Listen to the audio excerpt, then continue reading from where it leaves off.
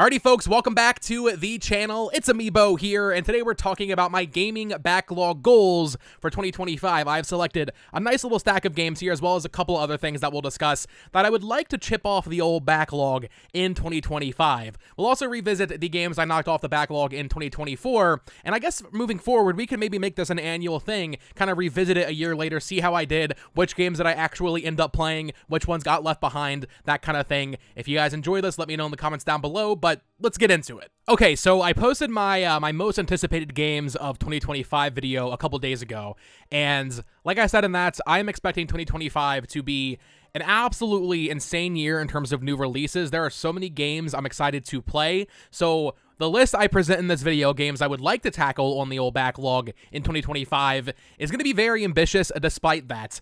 I'm going to be busy with a lot of new games, especially depending on when the Switch 2 releases and what games release with it. How many RPGs are they going to toss at me? I already know Xenoblade X is one that will technically be taken off the backlog, but that is a remaster, so I won't necessarily count that. Or the Trails in the Sky remake. I will be playing those, but they're kind of new things. It's going to be a crazy year. I'm going to try to squeeze in as many old games as I can, though. But before we get into what I want to play in 2025, I do want to revisit what I tweeted out at the end of 2023. And at that point, I said my 2024 goal was to play Prime 2 and 3, Thousand Year Door / Super Paper Mario. I never finished those games as a kid, so I wanted to finish those. Superstar Saga, and just more DS and 3DS stuff in general. So pretty small. That was, small potatoes. I wasn't going too crazy with that. And the reality is I only kind of did 2 of those things. I did not play Prime 2 or 3. I did not finish Thousand Year Door, even with the remake, actually. Though I did go back and play Origami King. I never played that game, finished that up. So you can kind of count that as like an analog for Thousand Year Door. Superstar Saga, I did play. It's funny I put that on the list when this was well before we knew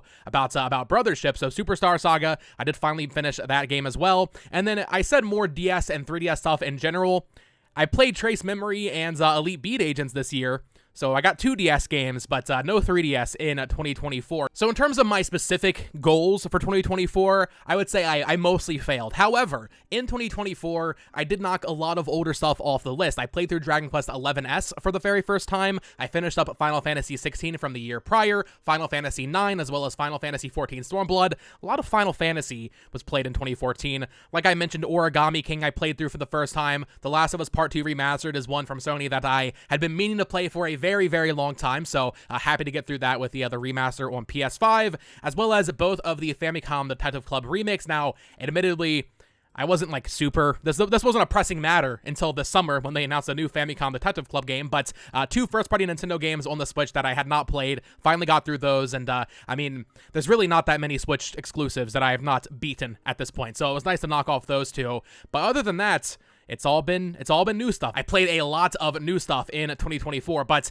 considering, I mean, we're talking Dragon Quest XI, Final Fantasy 9, 14 Stormblood, and 16, and Origami King, and Superstar Saga. Like, that is a lot of really, really beefy games. I think one of my goals for 2025 is going to be to relax on the RPGs, the JRPGs specifically, these like 80-hour games that take up so much time. I do have some very long games on my list for today, but I went a little crazy on like the 70-hour game in 2024. I want to play a lot more like 15, 20-hour tighter experiences in 2025 because it's not like there's a shortage of those games I want to play.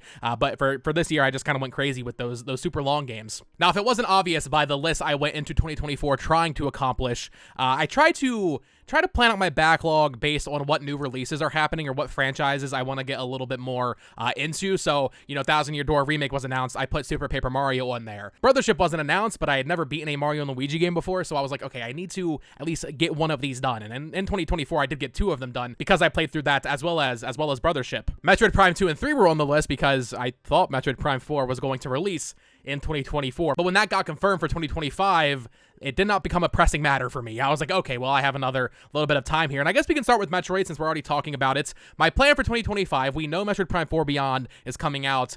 I want to clean up Metroid. I have beaten every 2D Metroid. I've played Federation Force. I have not played Prime 2 or 3, so I need to buy Prime 2, but it's time. Now, the issue with Prime 2 and 3 for me is I have been waiting for some sort of Switch remaster ever since the first game got remastered. Before that, it was, the rumored trilogy, and we've been waiting for years now. I don't know if Prime 2 and 3 are actually going to happen. I tend to believe they will, but I would say I'm going to give this until the next time we see Prime 4. If we see Prime 4 again, if it gets an actual date and there's no mention of Prime 2 or 3, I'm whipping out the Wii. I'm not playing this game no more because I need to play through Prime 2 and 3. Even though I'm not the biggest Metroid Prime fan, I feel like I got to do it. You know, I got to get through these games. And on top of that, this is where it gets a little bit more lofty. Prime 2 and 3, that's going to happen. Before Prime 4, I will be playing those no matter what. I have no doubt in my mind that I will make it through those games. If possible, at that point, I will have played every Metroid Prime mainline game, every 2D Metroid game.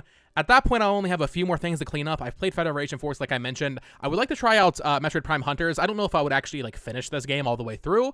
I'm not sure how long it is, but this is one that I've been meaning to play for a while. And then this is where it gets really iffy. I don't know if I would actually have time to get to this. I might be Metroided out, especially on top of playing through Metroid Prime 4. But Metroid Other M. This is a very divisive game from Team Ninja. I have not heard the best things, but also, like I said, I don't love Metroid Prime to begin with, so I think maybe this game would actually be something I could really see myself enjoying, a more 3D action-oriented Metroid game. Honestly, it doesn't sound too bad. From what I've seen, this game looks pretty solid, but we'll see how I feel about that. And, like I said, Prime 2 and 3, those are the top dog priorities. If I can get to Prime Hunters, if I can get to Other M, and then at that point, I can say I've played every single Metroid game. That'd be kind of nice, but that might be a little bit of a lofty goal, you know? Next up, we have A Way Out from Hazelight and Joseph Ferris. I just showed this in a pickups video, I think a week or two ago.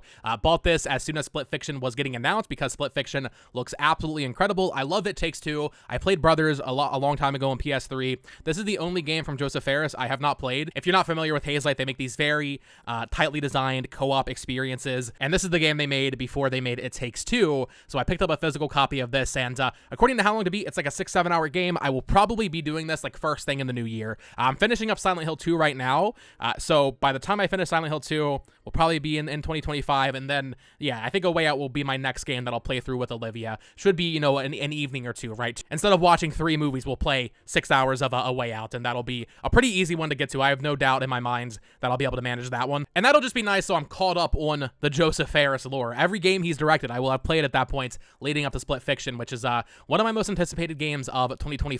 Next up, let's talk a little bit about Final Fantasy. So in 2024, I went hard, like I said, 9, 14, Stormblood, as well as 16, and all the DLC for 16.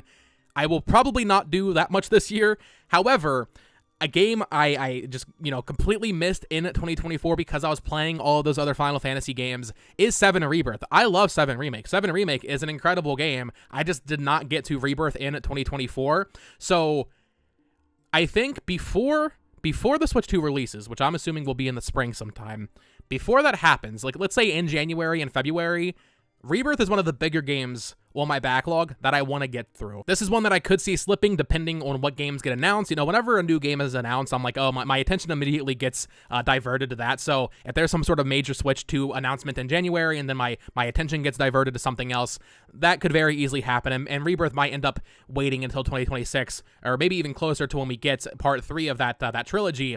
But if I'm going to play a Final Fantasy game this year, it's going to be Rebirth. I still need to go back and finish up. I've never played 6. I've never played 8 or 10. Well, I played a good bit of 10, but I never finished it. 12 is another one. So I have a lot of Final Fantasy to get to, but if I'm going to play one of the single-player games this year, it will be Rebirth, just to kind of get caught up on that. And then Final Fantasy 14 has been a love of mine ever since I started playing it almost 2 years ago now.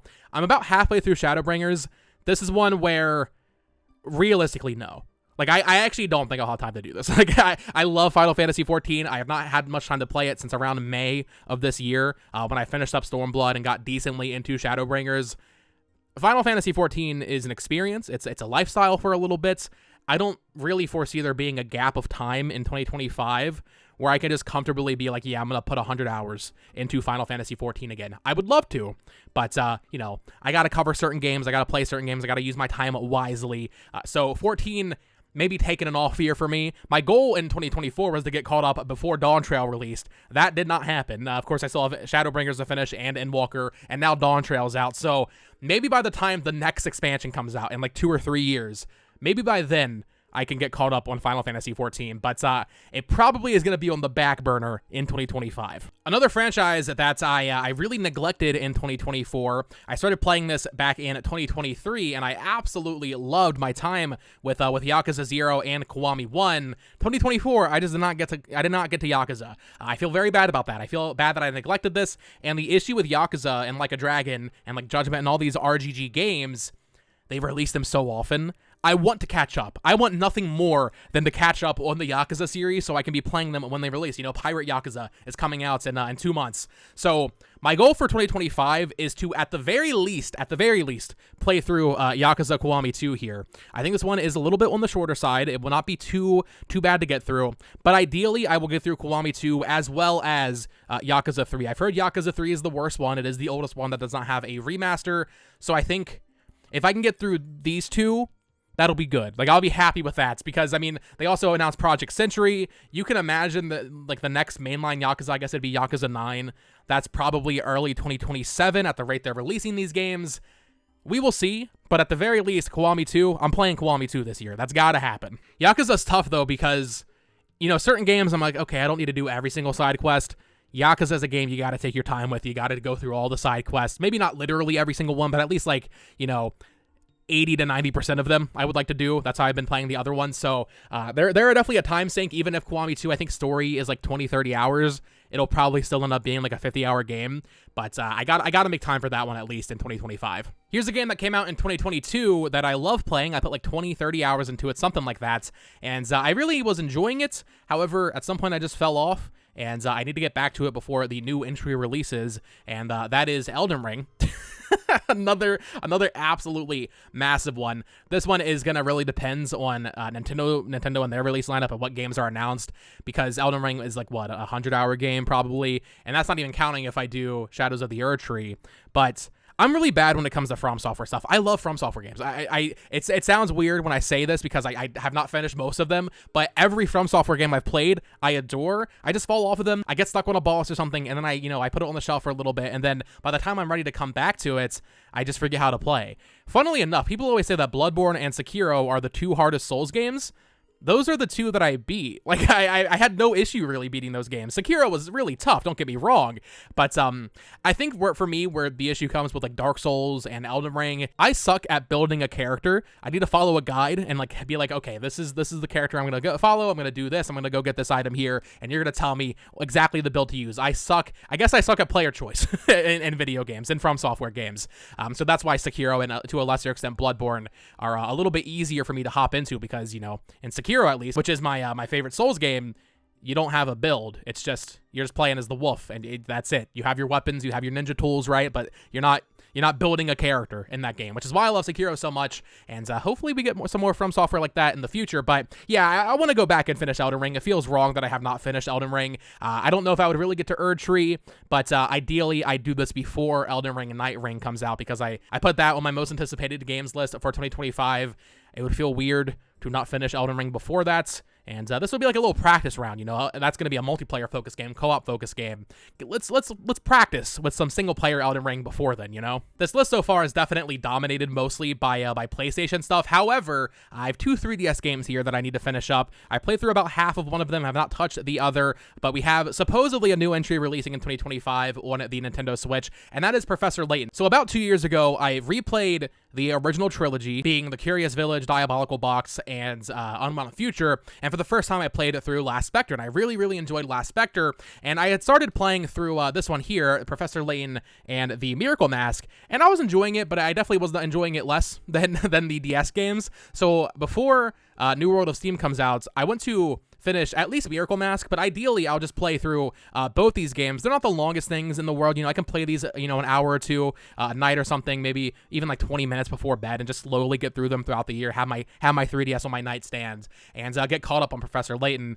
I guess ideally I would also do Catriel, which was the last Layton game, but also it's like his daughter or whatever. So at the very least, I would like to get through these two before the new entry releases. However, the thing with New World of Steam is I'm not even confident that game's going to release in 2025. Level 5 has been absolutely awful when it comes to delaying games over the past couple of years, so I'm not convinced that that game's releasing next year, but if it does, these will definitely get a little bit of a priority. In fact, Miracle Mask, since there's 2 games here, I should probably start this like soon, like maybe within the next week or so, and start kind of chipping away at it. And then I can take a little break, play Azrin Legacy maybe over the summer. I would assume if it is releasing this year, New World of Steam is probably a fall or holiday title for the Switch, so I have some time, and these games aren't that long, so I would like to get through those 2. Back to PlayStation, though, I mentioned that I finally played through Last of Us Part 2. That was one of the main like PS4 games I had not played yet. I played it through the remaster. This is a major PS4 exclusive that is getting a sequel in 2025, and I've actually started this game a couple times,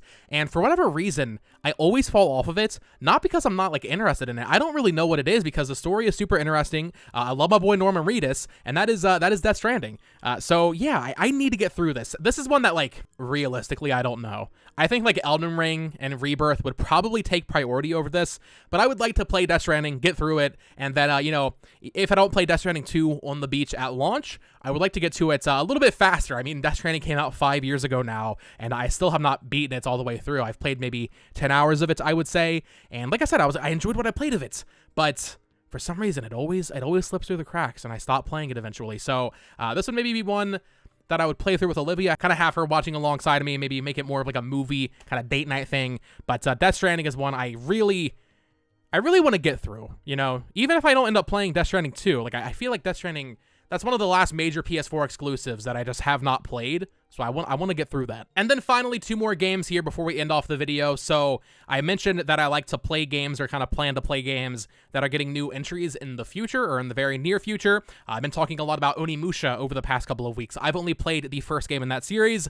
My plan is to play through every Onimusha game in 2025, or depending on when we get a date for the new game, Way of the Sword, that might get pushed around a little. Maybe some of those later games I play through in like early 2026, but Capcom normally releases games in like the first parts of the year, right? Like I think most of the Resident Evil games recently have been in the first quarter. Monster Hunter Wilds and World are both like January, February, right? So they usually have their big games in the first couple months of the year. I imagine Way of the Sword will be similar in that, so throughout 2025, like every other month or so, I want to play through an Onimusha game. They're not very long games. I don't think it'll take me too much time, even though that is Onimusha 2, 3, and Dawn of Dreams, as well as, I want to mess around with Blade Warriors and Tactics as well, but mostly those mainline 4. I'd also like to replay the first Onimusha, because it's been so long since I played that game. So throughout 2025, I'm going to be, cleaning up my Onimusha knowledge here. And then the final game, this one released, I think it was right next to Xenoblade Future Redeemed, as well as Tears of the Kingdom. So I think I bought it, played it for a couple hours, and then, I think it was that Xenoblade DLC that came out and stole me away from it. But it's the only modern Resident Evil game I have not played, and that is Resident Evil 4. Well, I say modern, but it's a remake. Of course, I'm playing through Silent Hill 2 Remake right now, and I've been really reflecting while playing through this game, like, wow, I love Resident Evil. I love Resident Evil so much. Resident Evil 7, I really think, is one of like the all-time great games. I adore Resident Evil 7, and 2 Remake is incredible as well as 3. I know 3 is a little, I think that game's overhated. I know people have issues with it. I do not have those same issues. I think 3 is an awesome game. 3 Remake, I should specify. I also love Resident Evil 1 Remake 0. I have never finished Resident Evil 4. Even as a kid, I had it on PS2, and then later on PS4, that's where I played most of my time into it, but I never finished it. I think I got to like the castle or something, which isn't, I don't even think that's very far into the game. Maybe I'm wrong. I don't really remember that much about it, but I need to play Resident Evil 4. People say it's the best Resident Evil game, and I just did not have time to do that in 2023. That slipped through the cracks, and it's been on the backlog ever since. And the reason I want to get through 4 in 2025 is because at the very least, we're getting Resident Evil 9 announced next year. I have no doubt in my mind about that. I think there's a very good chance it releases next year also, though. Capcom right now only has Monster Hunter Wilds slated for 2025. I'm pretty sure. There's no dates for Pragmata, and we have not seen that game. Resident Evil 9 has been rumored for so long to be very nearing completion. Maybe it'll slip to 2026. Maybe it'll be like a holiday 2026 thing, but I'm still expecting it to be announced in 2025, and I would like to catch up on at least the modern era of Resident Evil before that day comes. So Resident Evil 4 Remake is one that I definitely want to get through, and once again, that's not like a super long thing. The thing with 2024, once again, to repeat myself, I played through so many 80-hour games, and there are some very long games on this list. 7 Rebirth, if I do Shadowbringers, that's long. Elden Ring, Death Stranding, like these are very long games, but Professor Layton and Onimusha, all of them, A Way Out, the Metroid Prime games, like these aren't super long things. So while I don't think I'll actually beat all of these games in 2025, it's nice to have a little bit of a roadmap, even if my mind gets distracted and I play a bunch of other stuff. Of course, like I mentioned, 2025 is going to be a massive year for new releases and even re-releases of games that are actually on my backlog. So like Xenoblade X, I've never played Xenoblade X all the way through. I will definitely be doing that. So I guess that's also kind of a backlog game for 2025. But that's my list. Let me know what you think in the comments down below. Do you think this is achievable? Even with all of the new releases, do you think I have a chance to play all of these games in 2025? I think this might be a fun thing to do. Like I said, I can revisit this next December, see how many games I actually finish, and then maybe make another list for 2026. But that is going to do it for today. Let me know what your backlog plans are for 2025. You know, I collect so many games. Let's hold ourselves accountable here. Let's actually play through some of these things and actually, you know, knock some heavy hitters off of the backlog. And, you know, there will be more than this, certainly. I'm sure there will be like a random day where I'm like, you know what? I've never played Sin and Punishment on the Wii. And then I'll play Sin and Punishment on the Wii. You know, like that's going to happen. That always happens every year. But I think this is a pretty solid list going into 2025. So let me know your thoughts. Subscribe here for more Nintendo and PlayStation content, collecting content, discussion, kind of backlog content like this, reviews, that sort of thing. Follow me on Twitter at BoTalksGames and check out my other channel for Nintendo news at BoTalksGames as well. Until next time, folks. Peace.